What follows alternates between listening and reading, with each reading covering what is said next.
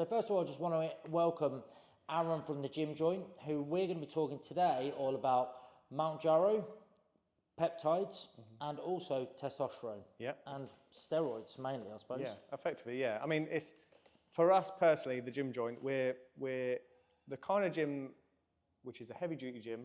So don't get me wrong, we have a broad range of clientele, but I'm not deluded in the fact that I know people come to the gym are doing steroids. So it is one of those sort of things that when I very first opened the gym back in 2016, I was actually a little bit naive, to be honest with you. I opened the gym, high hopes, everything. And it was only that I realized that what we had built, we attracted more and more bodybuilders and powerlifters and people that are in this world, that I actually had to go out and learn a bit because I didn't know anything. And so what you tend to find is that in any gym, don't get me wrong, it's not just our gym, it's every gym across the country, there's always going to be an underlining steroid use, like wherever you go. Yeah. I guess just because of the type of gym we have, is we do get it a bit more because we have people competing, we have people that have way more muscular development than probably your average Joes. So it's one of those sort of things that we had to learn and get to know it quick, I guess. Yeah. And learning the effects of it all, really. To kind of embrace it. And Yeah, so I mean, I think in the industry as a whole, we've definitely had a bit of a pivot anyway, because it was a bit of a taboo subject. No one ever spoke about it, did they, online? Nothing. No. It was always from the big dude at the gym that just told everyone what to do or got them what they needed and stuff like that. Whereas now it's spoke about online more. There's athletes and all sorts of people online that talk about it openly. And the education has come along a long, long way. I still feel like there's a little bit missing. I still feel like there's still that element of people still doing it quietly, but at the same time not doing it safely enough. And that's where I believe the whole partner program, blood tests, everything does come in more and more. Yeah. But it's making sure, well, getting through all this knowledge online, well, where's the best place to go? Or how is the best way to go about this? Because there's so much out there now, Yeah, I guess. So let's kick that off with the discussion based on kind of these steroids, what people are taking commonly, you know, what people are doing, and you know where they're gaining that advice. So obviously, like for yourself, like you say, you kind of started the gym. You know, you built this gym up from the ground up, which is incredibly admirable. And then from that point on, is that, like you say, people were doing more and more of these things. You know, in the sort of kind of back end or out of gym bags, that kind of stuff. And then you had to educate yourself on it quickly. Yeah. So now, I imagine you're in a scenario where you know, you're not there to advise people, but you're in the full knowledge that they're doing it. Yes. You know, and then you're a bit like, okay, well, this is what you're doing, so let's make it safe. Let's try and do it as best as we can. What are the common things that they're taking? What are they, you know, what are they doing? What's their routine? You know. So what I've generally noticed across the board is that there's a few different camps. Some people really don't like the idea of injecting, and a lot of them will go for oral cycles. Now, if they go for oral cycles, the underlying health issues are far, far higher than if they went down the route of, for example, a bit of testosterone. Now, don't get me wrong, it's not just, but injecting testosterone compared to doing an oral cycle, entry level for many of them, if they're scared of a needle or they're not sure, what's easier? Put a pill or do something easy like that, or get some needles and feel like you're a drug addict because you're doing that. Now, there's two camps, like I said. Because of the knowledge, I do feel like there is more out there where people are doing it more. Not necessarily just that way of going down oral cycles, but it's still there. And purely because they don't have the knowledge and they're not always sure where to go.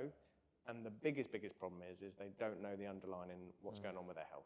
And that's probably the thing we see the most in any gym, to be honest with you. You'll catch different conversations, and you can only do so much because people's choices are their own. Yeah.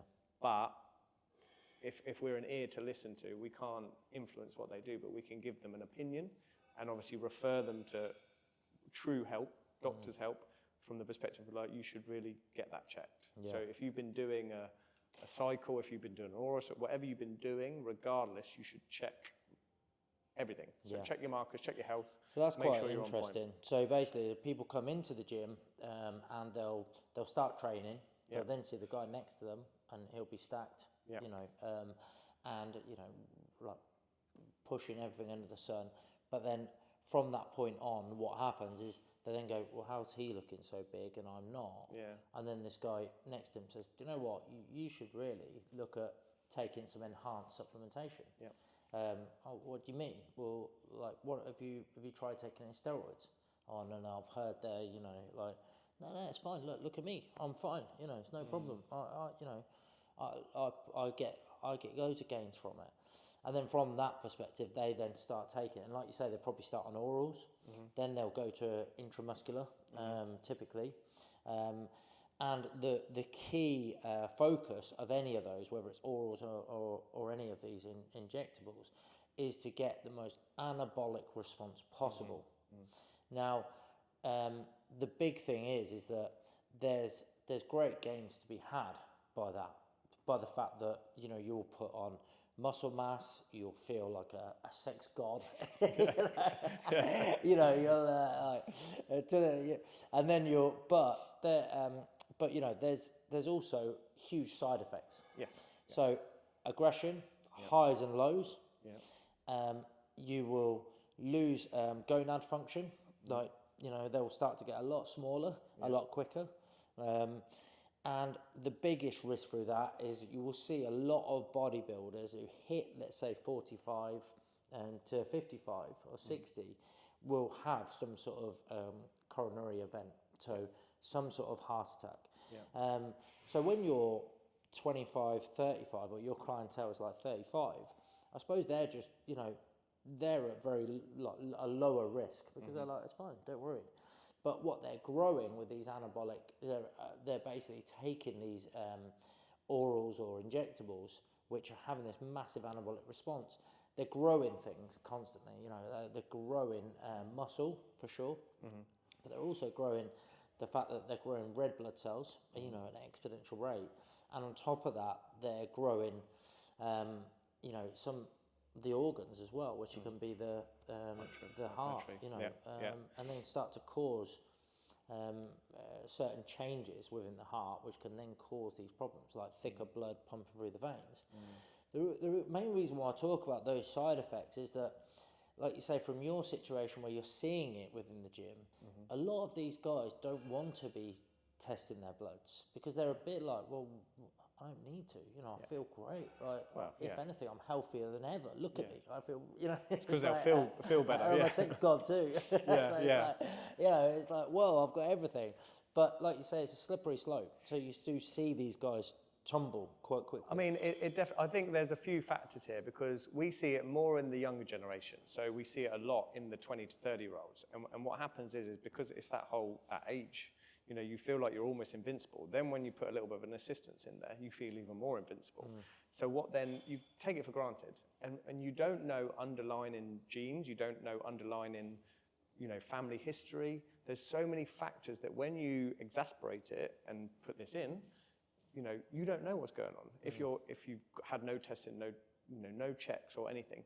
So, but it's not just that, because I get it where some of them will be like, oh, you know, it's fine, I'm only in this age. The other side of this is that if you were to be going down this route, and let's say, for example, there's no commercial gain, they're not in the industry, we get it recreationally, a lot of them do it because they just want to look better and feel better, and they want the fast results. Everyone wants fast results, right? So what happens is that they're not doing it for any real purpose other than just to look better and feel better. For like a holiday or something. Yeah, exactly. So it's a little bit iffy, but it is what it is, right? And what happens is then that, but what if you were to look at everything from a perspective? We can't tell you, don't do it. The risks are there. We can tell you the risks. You can make the decision. You're adults.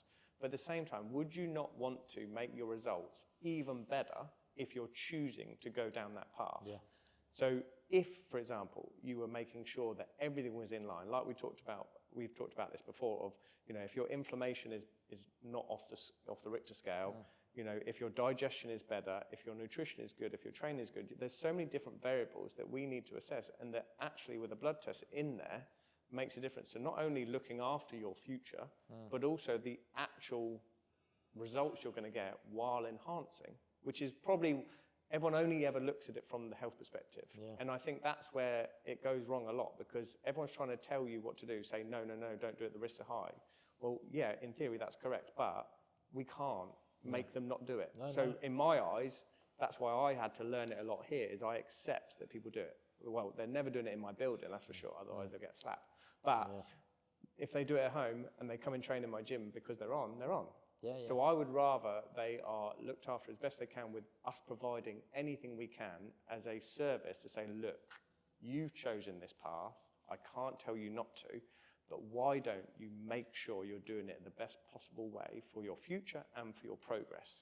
So we're covering two bases. You get that test in, not only are you checking your health, but you're also checking that everything underlying is in the place it needs to be, where you've chosen to add the enhancements. Then it's going to maximize your progress, minimize health problems. Again, it's never completely gone, but it's the best we can do, I guess. And that's the only way I've had to look at this, and I've had to accept it, that you're never going to change it.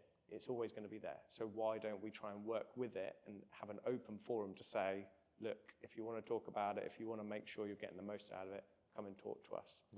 I've had to research it. It's always better to ask questions. It's always better to look into it rather than just blindly do it like it used to be, because it was such a taboo. No one talked about it. Yeah, I think that's exactly right, because you can do it. You can be doing things responsibly, and who's to say that certain ranges of testosterone are right? So who's to say that these ranges, these national guideline ranges, are right for every single person? So we have bio-individuality. So you're different to me. Your body's different to my body. So we have different people who will have more receptor sites than someone else. We'll have people who have naturally lower testosterone than other people. So if we're pushing those levels up to upper ranges, and there are no side effects because you're determining that in the blood results, is it a bad thing? I don't know. Who knows? There's no data and research to kind of show that we can do that kind of thing, because ethically, the ethics board would say, we kind of have to just discount / accept that ethics of it is there. But like I said, online it's spoken about so much more. It is. So people need to speak about it more, but then also accept that really you need to take ownership. You can't bury your head in the sand. If you're going to do it, you need to look after yourself and maximize what you're going to get out of it. Because who wants to, it's like anything. If I went and jumped around and ran in the traffic in the motorway, the more times I do that, the more chance I'm going to get a problem. Whereas if I do it once, may or may not have a problem, but my risk is less than if I did it 10 times. Just the same. So if you prolonged the exposure to it being enhanced, and if you don't have a real reason that you're going down, it was just for purely because you wanted to, no real reason for a holiday, you're increasing your risk exponentially. And the longer you're on it, it's tripling, doubling, more so. But it's just like anything. It's like, how can we do whatever we can control, can we put in place? And that's where the blood test, the understanding, the learning comes into play. And that's what we want to do here is specifically say, like, look, we get it. Like, we can't say you're not going to do it, but make sure you're doing it in a way that's the best possible way if you choose that risk. And I think like kind of let's take away the health element, because obviously people who are doing things like taking, super physiological dosages of things which are just out of a gym bag, don't really care that much about their health, right? They're not really that bothered. They're a bit like, oh, I can't see stuff. Exactly. It doesn't exist. So that's fine, right? So forget about the health thing, right? Worry about it when you're in A&E, at 60 or whatever. But at the same time, let's look at this from a performance perspective. So let's look at this from where realistically they want to be. So if they want to be looking at the gym, they want to be looking as lean as possible, they want to be as best as they can be for as long as they can be, you've got to be tracking, testing, monitoring. We know this stuff from the amount of data we're getting from wearables, the amount of data we're getting from the bloods, the amount of data we're getting from just seeing someone's performance gains, that if you follow the right things in the right way, you will get better results. Well, so they get the return, right? Exactly that. You want to get the return, you want it faster, and you want it long enough to get it to where you want to be. So that's what they're looking for. And let's be realistic. 9 times out of 10, they're going to be going down this route because they want more muscle. They want to be bigger, they want to be leaner, but generally they want more muscle. Now, the biggest thing we have here, though, is, you need to be in the environment to train hard, which, again, our environment is that. Our members train hard, they're focused. That's one of the best things I see anyway. Regardless if they're enhanced or natural, it doesn't make a difference. The environment is key, alongside the consistency, the nutrition, and all your other parts of your recovery, right? Now, this is where we're going down a route here, because when they're putting their bodies under higher amounts of load, because they wouldn't have been able to potentially lift those same loads when they weren't enhanced. Let's look at it like this. So your body wasn't meant to be lifting that 100 kilo, but it's been made to perform in a way that it can. Now what then happens? There's other areas that you've got to look out for that then go down the route of, well, is this going to be able to keep up with this increasing speeds, this rate of gains? It always has something, and you have to be aware of this. So the joints could be a bit more of an issue. The tendons could have a bit more of an issue. The gut can have an issue. There's so many other factors into this. It's not just the piling on the pounds of muscle. Yeah. And this is where we get it, conversations that it becomes more injuries, more issues that come in off the back of it. But if you manage all your variables with data, like you said, because we have wearables, because you're being consistent, because you're tracking all elements, then we can look at all sorts of different things. So a big prevalent thing we see a lot now is there's a lot of talk about peptides now, isn't there? Yeah, I was going to say about that, because you're talking about the injury, repair, like, and then people are looking towards things like BPC 157, you know, like, and obviously there's some potential in these things that are there. The biggest issue that exists currently is that the research is incredibly limited, you know, so, and they're for research purposes only at the minute, which means that, you know, you can't get them legally. The only peptides really are looking more along the lines of like Mounjaro. However, the peptides are showing more potential, like the Mounjaro, like we're seeing huge benefits to people, like whether people like it or not, or side effects, etc., which we're going to talk about. These peptides are creating significant changes within people. They're making people feel better, they're repairing better, and people are seeing it. And even in the US, it's more common than what it is here. Like, nip into your clinic and someone will inject you with something, you know, for recovery. You know, it's one of those where it seems to be more common now, and it's coming around more. The worry is with a lot of this stuff is it like the early days of the steroids, you know, and is there any side effects? So again, it all boils down to, you know, if you're not testing, you're guessing. You know, are you know, is it having any side effects? Is it changing anything within your body? How do we know? Like, where did you get it from, and why are you doing it? But that's the risk reward with everything, isn't it? It's you know, it's like the steroids, it's the peptides. It could be something that someone's gone down this route, they've been pushing hard, they start to notice niggles, things that can't seem to get rectified with just potentially having a bit of a rest. And you've got to understand is they've gone down this route, they're seeing the results. They don't want to fully retract and retreat back to where they started. So then this is why naturally it's quite a big buzz thing at the moment, all about peptides, because if you've got someone that's picking up an elbow niggle and then obviously it helps and then they can continue pushing, great. But again, like you said, it's all at the moment, we don't know the long term, but we understand that it's going to be done. And people are looking at these routes to making sure they keep progressing and moving on.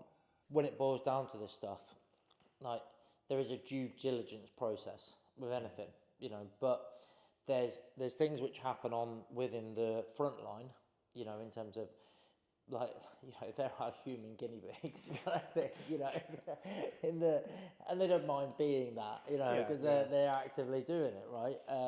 So if you're willing to take part in taking these things because they're working effectively, you know, they're creating repair, they're regenerating cells and, you know, enabling faster recovery through peptide use. Are you then in a scenario where you're, these guys are kind of showing that those trial studies, you know, obviously it's not controlled, it's not randomized, you know, and there's no placebo, you know, or it might be a placebo, it depends where they get it from, you know, but in essence, there is typically a due diligence process in which this goes through. It will go through randomized trials, it will go through, you know, we're at the stage at the minute with mice trials, you know, and then going from there, we're leading into more and more studies which are coming in, especially, I mean, one of the big ones at the minute is the Mounjaro. So not touching on too much on any of the, you know, the BPC 157 or any of the other peptides which are available. People are welcome to have a go at that if they're finding it to work, but it is not currently available out there for people.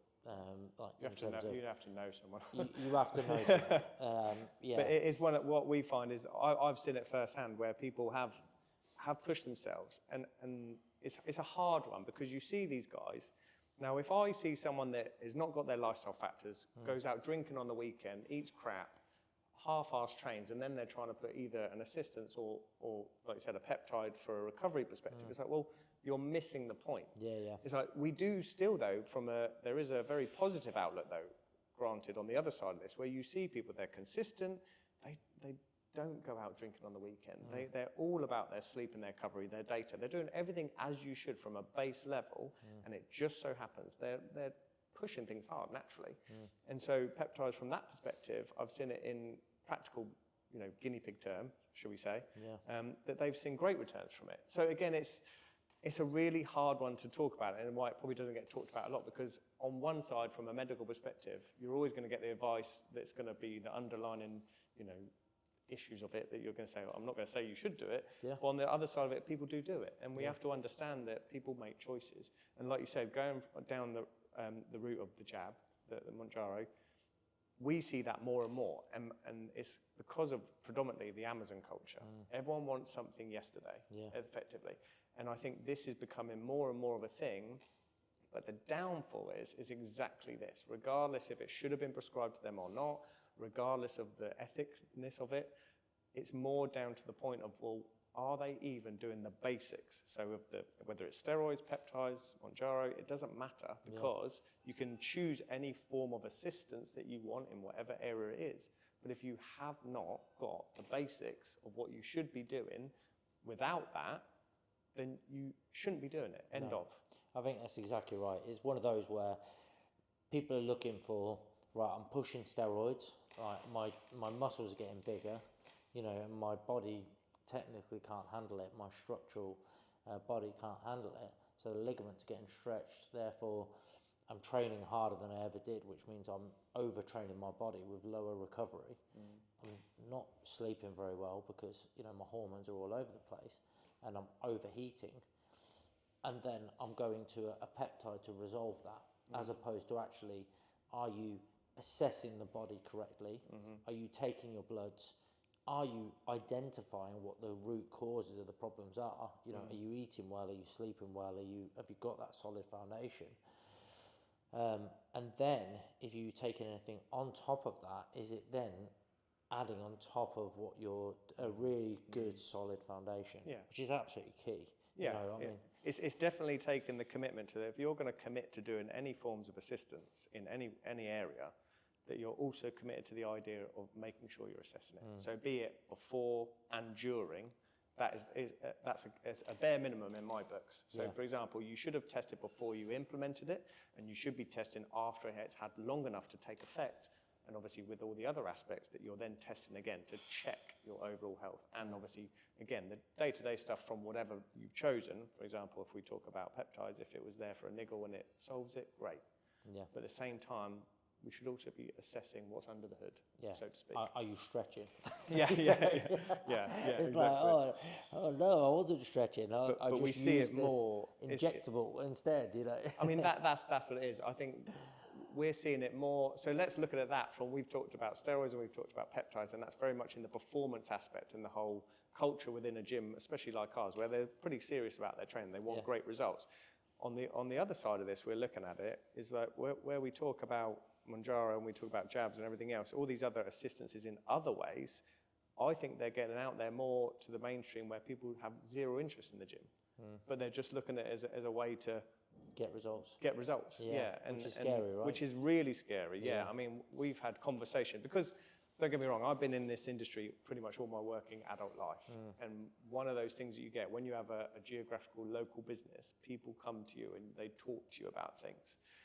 And what happens is then you're there, you're almost shaking your head because you'll get people talk to you about these things. They say, I'm going to do this, I'm going to do that. when they aren't even exercising regularly, they're not even aware of their nutrition. You know full well what they probably do on the weekends, and they're talking to you about doing that. It's backwards, it kills you. It's backwards, because there's just because of the potential faster, easier, less effort that they potentially can get. That's where people go wrong. The lazy ways of going about things. But so I just want to touch on the Mounjaro, because obviously we've touched on the testosterone. We could talk about that for an hour. The peptides, we've touched upon that. Let's drill a little bit deeper on the Mounjaro, because although we know these peptides exist, they are not clinically viable currently, unless you're a mouse or a rat. But when we're coming through to the Mounjaro, it is highly clinically viable and available. So this all come about, I suppose, by the fact that we're looking to suppress appetite in people that are incredibly overweight. So the solution to people, the solution for people who are incredibly overweight was to have gastric band surgery, which would lower the stomach size, which would then take away some of the main sensory areas which will be linked into appetite hormones, which send these to the brains. So instead, get an external appetite hormone, send it into the body, and say, right, we don't need to get rid of some of the gastrointestinal system, but instead we're going to give you a peptide, Mounjaro or any of the others. Then from that point on, people eat less.